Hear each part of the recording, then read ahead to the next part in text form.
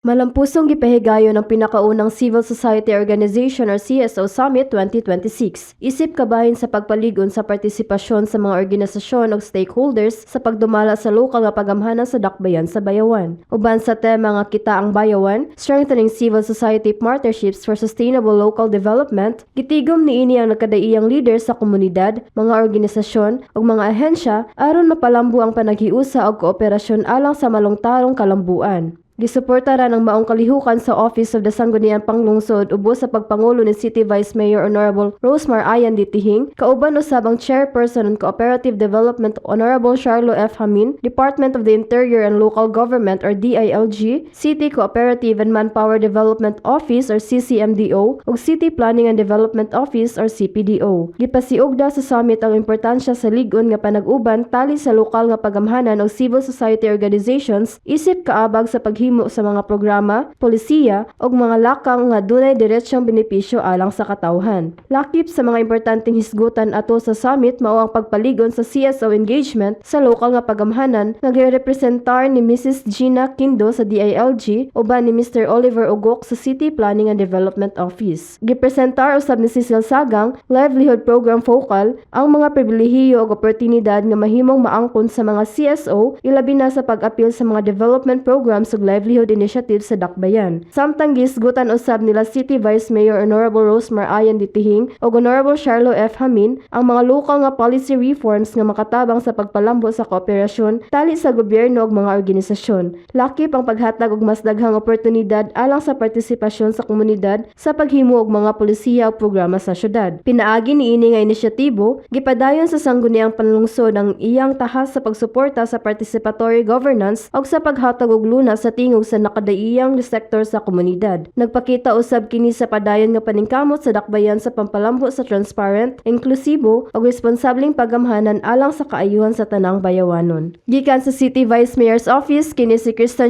Gotladera, Ibayang Bayawan, Kita ang Bayawan.